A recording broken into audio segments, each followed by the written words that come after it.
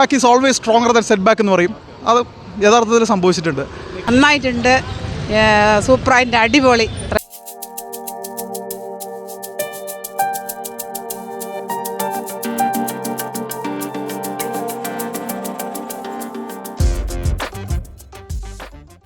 നന്നായിട്ടുണ്ട്, സൂപ്പറായിട്ട് നല്ല പടം.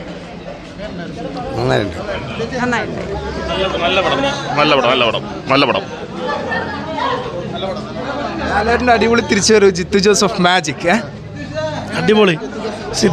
സിദ്ദീഖിൻ്റെ അഭിനയമാണ് ക്ലൈമാക്സിൽ. അടിപൊളി, സൂപ്പറായിട്ട് നന്നായിട്ടുണ്ട്. കാണാം, നന്നായിട്ട് തകർത്തു. സൂപ്പറായിട്ട്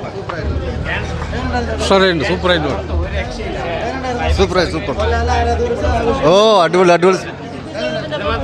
ജിത്തുവിൻ്റെ വേറൊരു ലാലേട്ടൻ്റെ ഒപ്പം ജിത്തുവിൻ്റെ വേറൊരു തിരിച്ചുവരവും കൂടെയാണ്. അടിപൊളി മൂവി, രക്ഷയില്ല.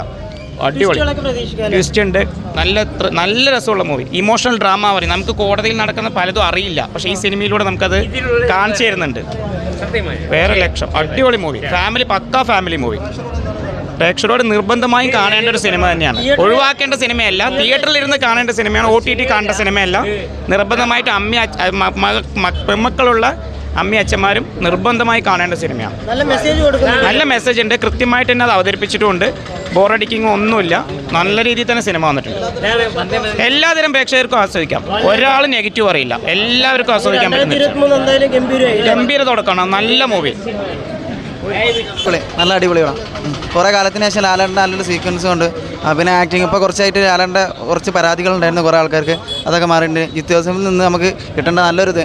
ഒരിക്കലും ദൃശ്യം ആ ഒരു രീതിയിൽ കാണരുത്. ഇത് വേറൊരു വേറൊരു രീതിയിലാണ്. മനോഹരമായിട്ടുണ്ട് മേക്കിങ്ങും എല്ലാ കാര്യങ്ങളും. സിദ്ദീഖൊക്കെ വ്യത്യസ്തമായിട്ടുള്ള നല്ല ലാലേട്ടൻ അടിപൊളിയായി ചെയ്തിട്ടുണ്ട്. 80% കോട്ടുണ്ടാമ എന്ന് ജിത്തു ജോസഫ് മുന്നേ പറഞ്ഞിട്ടുണ്ടായിരുന്നു. അത് ശരി തന്നെയാണ്. പക്ക കംബാക്ക് തന്നെയാണ് പടം. ഇതിൽ പ്രിയമണി ലാസ്റ്റ് പറയുന്നൊരു ഡയലോഗുണ്ട്, I'm happy that you are back എന്ന് പറയുന്ന ഒരു ഡയലോഗ് കറക്റ്റാണ്. ലാലേട്ടൻ ഇതിലൂടെ തിരിച്ചറിവ് നടത്തിയിട്ടുണ്ട്. പക്ക പടം. ജിത്തു ജോസഫിന് നന്നായിട്ട് അറിയാം, ഉപയോഗിക്കാൻ അറിയാം. ലാലേട്ടനെ അതിൻ്റെ കഴിവിൻ്റെ പരമാവധി ഉപയോഗിക്കാൻ അറിയാം. അത് നന്നായി ചെയ്തിട്ടുണ്ട്. നല്ല പടം. നല്ല വെരി ഇൻറ്റൻസ് ആണ്. എന്താ പറയുക, ഞാൻ പടത്തിനെക്കുറിച്ച് പറയുമ്പോൾ അനുശ്വരയുടെ പെർഫോമൻസ് എടുത്തു പറയേണ്ട ഒരു സംഭവമാണ്. അതേപോലെ തന്നെ സിദ്ദിഖും പ്രിയമണി എല്ലാം നന്നായി ചെയ്തിട്ടുണ്ട്. ഭയങ്കര ഡീപ്പാണ്, ഇൻറ്റൻസാണ്. നല്ല എൻഗേജിങ് ആയിട്ട് എടുത്തിട്ടുണ്ട്. കോർട്ട് ഇപ്പോൾ ഞാൻ പറഞ്ഞല്ലോ 80% കോർട്ട് ഡ്രാമ പറഞ്ഞ അതിൻ്റെ അത് തോന്നിക്കില്ല. അതായത് ഒരു ലാഗോ മടുപ്പോ കാര്യങ്ങളോ ഒന്നും തോന്നിക്കില്ല. വളരെ നന്നായി ചെയ്തിട്ടുണ്ട്. വളരെ ഇഷ്ടപ്പെട്ടു. നല്ല സിനിമ. എന്തായാലും മസ്റ്റായിട്ട് വന്ന് കാണേണ്ട ഒരു സിനിമ. ലാലേട്ടൻ്റെ തിരിച്ചുവരവ്, ഗംഭീര തിരിച്ചുവരവ്.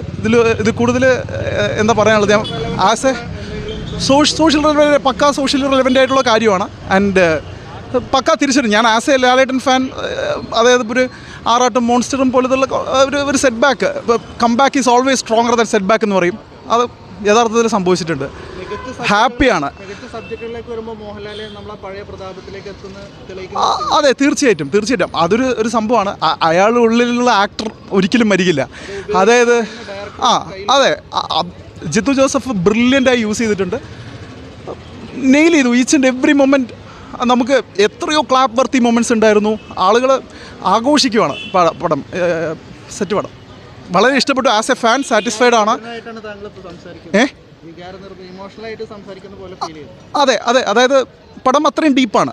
ആൻഡ് അതേപോലെ തന്നെ ഒരുപാട് ചിന്തിപ്പിക്കാനുള്ള കാര്യങ്ങളുണ്ട് ഇതിൽ. ഞാൻ കാര്യങ്ങളോ ഒരു സംഭവം ഇവിടെ പറഞ്ഞിട്ടില്ല. ആരും സ്പോയിൽ ചെയ്യാൻ ഉദ്ദേശിക്കുന്നില്ല.